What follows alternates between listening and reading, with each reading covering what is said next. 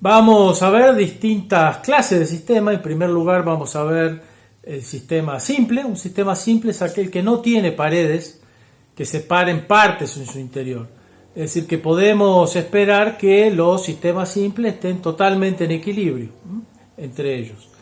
A diferencia de los sistemas compuestos donde sí hay paredes de distintos tipos.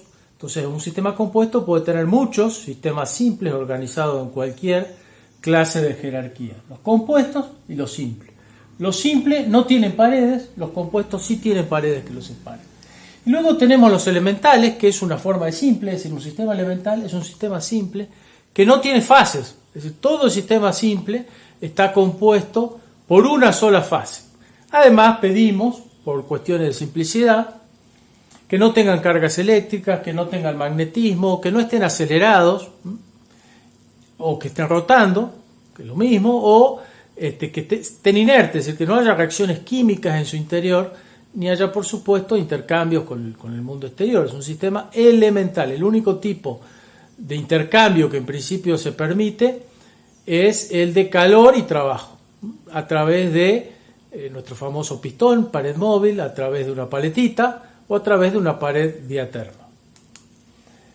Un sistema compuesto está en equilibrio, como cualquier sistema, cuando nada se mueve, pero decimos que está en equilibrio pleno o mutuo cuando si retiramos alguna pared, ¿se acuerdan que los sistemas compuestos eran los que tenían paredes? Bueno, si las retiramos, si no cambia nada de retirar la pared, era porque estaban en equilibrio pleno, que era como un sistema simple donde había una pared, pero esta pared no evitaba que pase nada. En cambio, si nosotros retiramos la pared y hay algún tipo de cambio, el sistema compuesto estaba en alguna clase de equilibrio parcial, pero no había equilibrio pleno.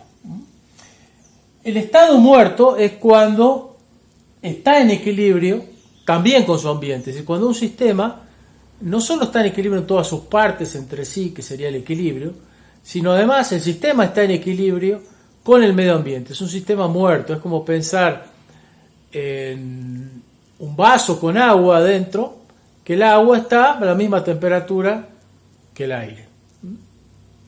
Es un sistema que está en su estado muerto. Si por supuesto tampoco hay diferencia de presión, es un vaso abierto. Bueno, las paredes adiabáticas fijas son esas que hemos estado pintando de amarillo con rayitas inclinadas. Son las paredes que aíslan, que no permiten que haya ningún tipo de interacción. ¿Cómo sabemos que existen? Bueno, lo sabemos porque es experimental. Podemos poner paredes de ese tipo y encontramos que hay paredes que tienen un enorme grado de aislación. Llamamos, en el caso ideal, paredes aislantes o adiabáticas fijas.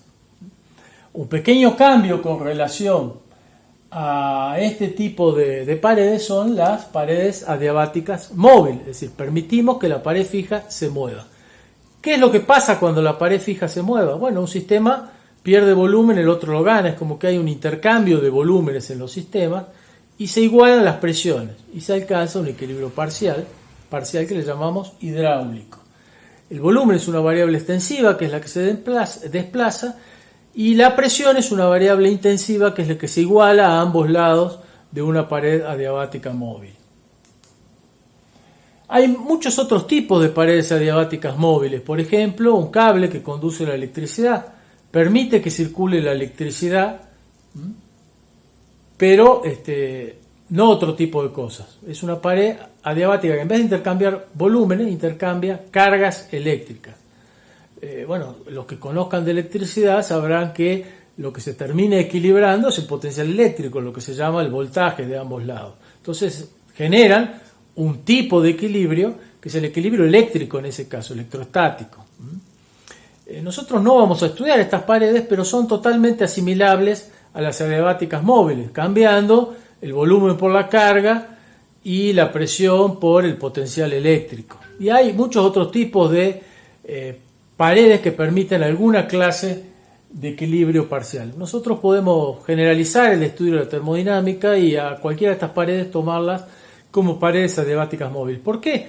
Porque el efecto que tienen en definitiva es permitir el intercambio de trabajo. Y el trabajo es lo mismo, sea eléctrico, sea mecánico, es siempre una fuerza del tipo que sea por una distancia, y esto si las adaptamos a las variables, adaptamos el trabajo a las variables del sistema de consideración, tienen los mismos efectos, la misma consideración, el mismo formalismo. Es exactamente lo mismo y por simplicidad en nuestro curso vamos a utilizar solamente equilibrios hidráulicos.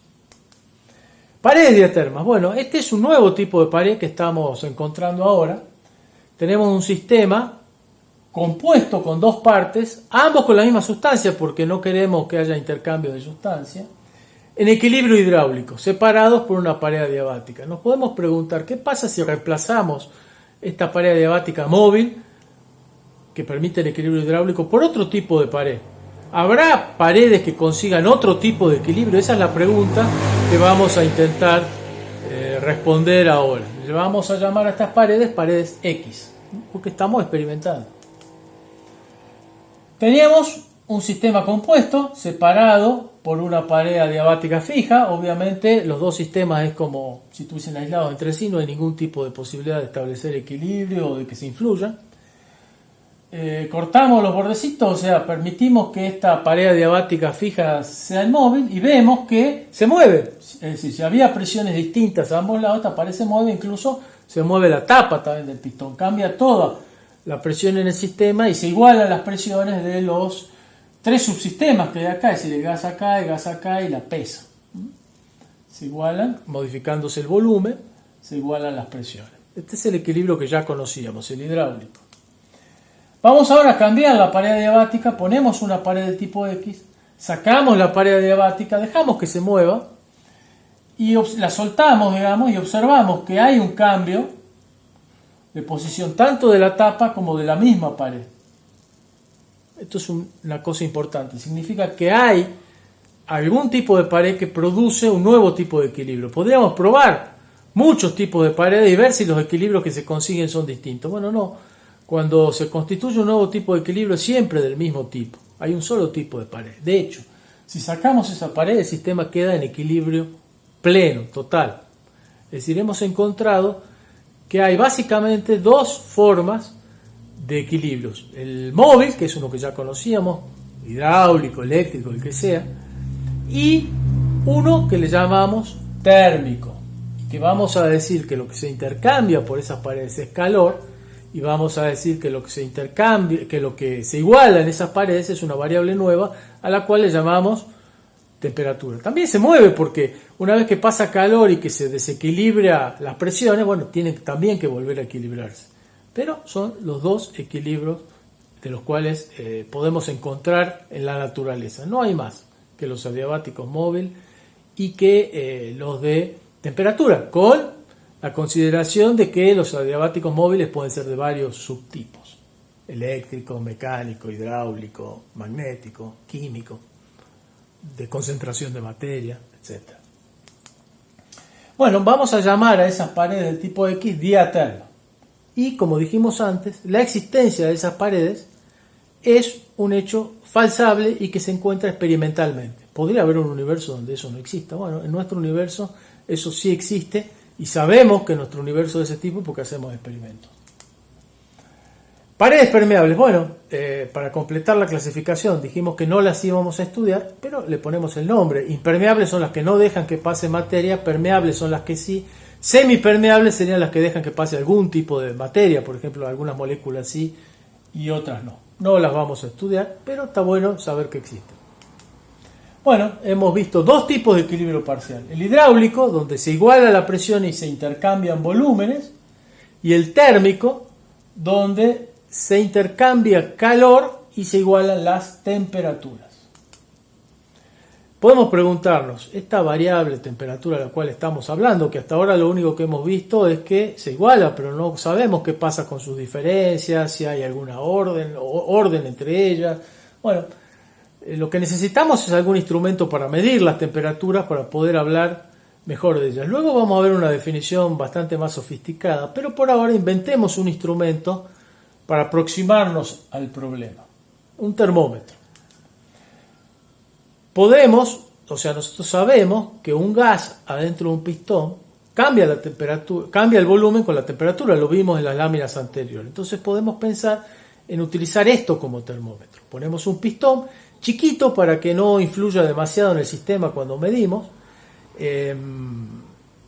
con paredes que no cambien su volumen con la temperatura, porque si no estaríamos en un problema, y con una presión constante. En ese caso lo vamos poniendo al sistema en contacto a través de una pared diaterma con otro sistema y vemos el volumen, y con eso podemos establecer valores para la temperatura.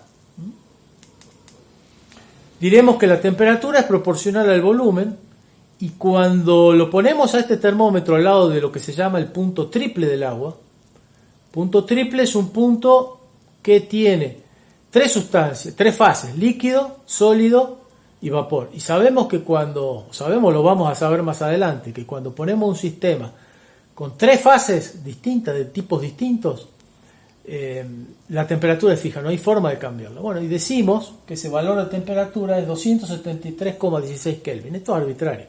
Se lo hace así para que el tamaño del Kelvin sea igual al de 1 grado centígrado, que es una escala muy usada que vamos a ver enseguida. Se le asigna ese valor arbitrario. Bien, temperatura y calor. Hemos visto entonces el concepto de temperatura y el concepto de calor. Son bien diferentes. Temperatura marca un nivel, calor marca algo que entra o sale de un sistema. Ya vamos a estudiar en más detalle de qué se trata. No lo hemos definido todavía el calor, sí a la temperatura. Suponemos variables intensivas para la temperatura y extensivas para el calor.